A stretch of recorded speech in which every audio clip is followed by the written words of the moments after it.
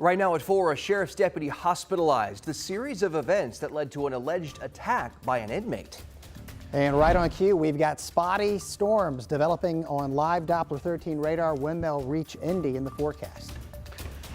And intense sun and heat, the impact our unusual dry streak is having on local farmers. Live from Indy, you're watching 13 News. Scary moments for a Marion County Sheriff's deputy attacked by an inmate. It's one of the big stories we're following for you this Friday at 4. I'm Dustin Grove. And I'm Felicia Lawrence. And right now we know the deputy suffered injuries that put her in a hospital. Our Karen Kimball is here now to fill us in on how the incident happened and then what leaders are working on to help keep deputies safe.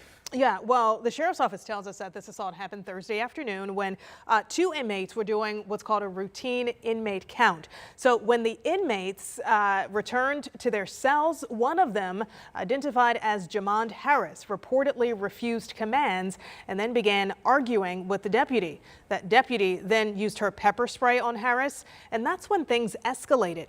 Harris reportedly began punching the deputy several times, knocking her to the ground.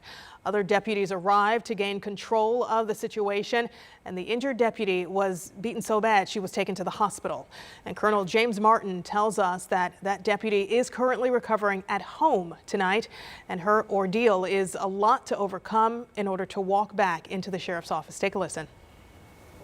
We wrap around all the support that we can around her. We stand with her. We've had our chaplains on standby for her anytime she needs. Our peer support group that's been out there with her. Obviously, any extra care that she might need to get back. And our goal is to make sure that she recovers and that she's supported enough to be able to come back in here and do her job effectively.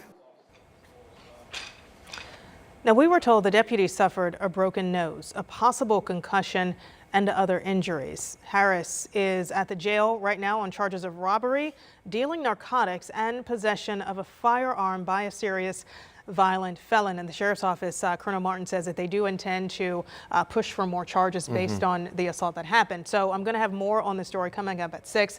We're going to talk about the safety and other precautions that the sheriff's office is currently doing. Man, absolutely. It's difficult to hear. Scary situation. She's at her job and you already have a shortage of deputies right now. That's right. That's right. But we do want to mention Colonel Martin said that typically it is 2 deputies when you work on inmate corralling the inmate. So he said there wasn't a shortage there, but there is a shortage in other areas of the sheriff's department they're working to fix. Yeah. Okay. Well, we're Thank glad you for clarifying that. And we're glad she's home recovering. Oh, yeah. All right, Karen, thank you. And now we're going to take a turn to weather. We have been seeing these beautiful 80-degree days, sun and clouds. It's been awesome. And we're hearing there could be some rain in our future. Just in time for Friday night football. Yeah, I know. And we've been trying to kind of pound that drum a little bit. No pun intended. There will be a few games impacted here with these storms, especially over the northern third of the state. So I want to show you a camera that we have in Miami County, one that's going to be in the midst of a few of these storms, we believe, over the course of the next couple of hours. This is up in Bunker Hill here. And so there you go. You see what's happening. Not a surprise. We talked about this yesterday. A little sliver of moisture. We've got the heat, obviously, and we got a little bit better lift from an approaching front. All of that spells hit and miss, but possibly some severe storms. We're talking localized severe hail with the stronger cores. It's going to take a little time before this axis reaches the metro area, but between now, 8, 9 o'clock, fair game up in this zone. Before any of these storms arrive, we've turned the heat right back up, didn't we? We're almost at 90 plus around central Indiana.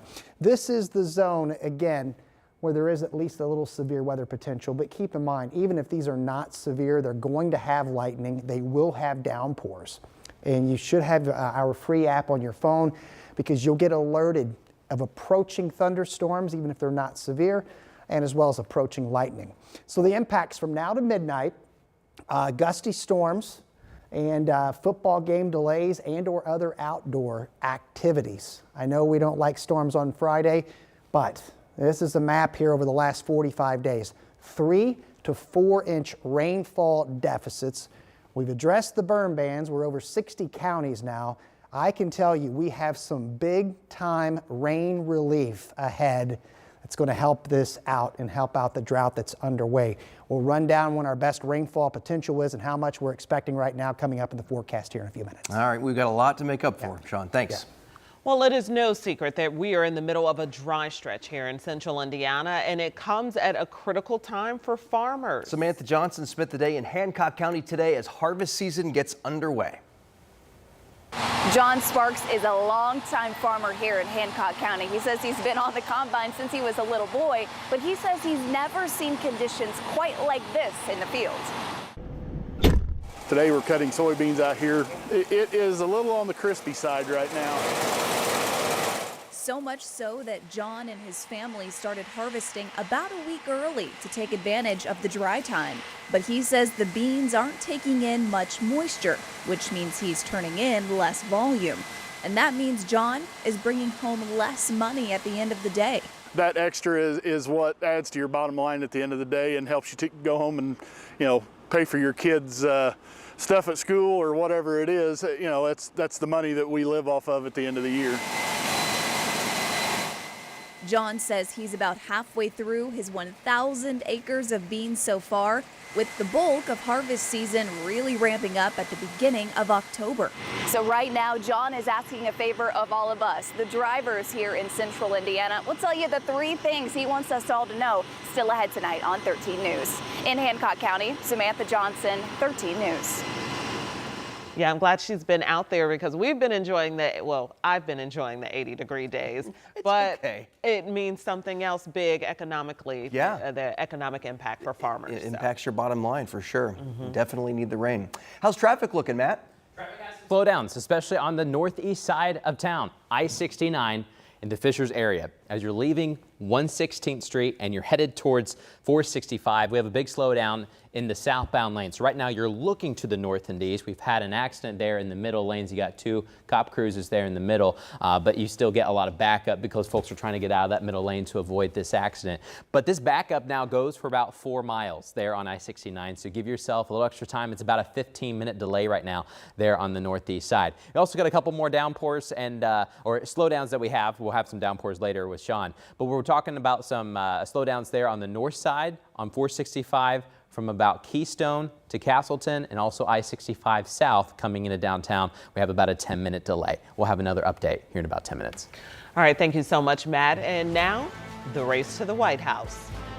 We are less than 45 days away from the election. Today, Vice President Harris will be in 2 battleground states, Georgia and Wisconsin. Former President Trump, meanwhile, is in Miami. NBC's Peter Alexander has the latest. Please welcome Kamala Harris! The Queen of Daytime hosting the Vice President in prime time, part of a star-studded get-out-the-vote effort for the Democratic nominee. The Harris campaign hoping to use Oprah's popularity to court undecided voters. This is about the strength of who we are as Americans. Ahead of Harris's visit to Georgia today, where she'll emphasize reproductive rights. A powerful message from the family of a 28-year-old pregnant woman who blames her death 2 years ago on delays in her care because of Georgia's restrictive abortion laws. I want y'all to know Amber was not a statistic. The night also including this unexpected moment when Harris, a gun owner, discussed her support for the Second Amendment and tougher gun restrictions. I'm a gun owner, and somebody I thought that breaks was in my house, they're getting shot. Yes, I hear that. I hear that. Probably should not have said that. Harris also discussing immigration that the Trump campaign sees as a key vulnerability for her. Asked for the specific steps she'd take on the border, Harris criticized former President Trump for urging Republicans to kill a border security bill. This again gets to the point about what does leadership really look like. My work and my career has always been about saying, let's fix problems. Let's address the needs because we know it's within our capacity to do that. So to answer Justin's question, now that that bill has gone and hasn't passed, will you reintroduce that? Absolutely. Her Republican rival in Washington at events focused on fighting anti-Semitism. Trump complaining that a majority of Jewish Americans support Harris and even appearing to blame the Jewish community if he's defeated this fall. If I don't win this election and the Jewish people would really have a lot to do with that if that happens, because at 40%, that means 60% of the people are voting for the enemy. And repeating this dire prediction. Israel will not exist within 2 years if she becomes president. And what a difference a president makes. Big difference. All right, we'll continue to stay on top of the campaign trail. There's more to come. Supporting slavery, the reason a controversial and conservative nominee for North Carolina governor is making headlines this morning. And what Meta, YouTube, and TikTok may all have in common when it comes to your personal information. I'll bet you could take a guess. Oh, yeah. Yeah, a little more humid today. We got the storms popping up. We've got rain and cooler air all ahead in the 7-day forecast.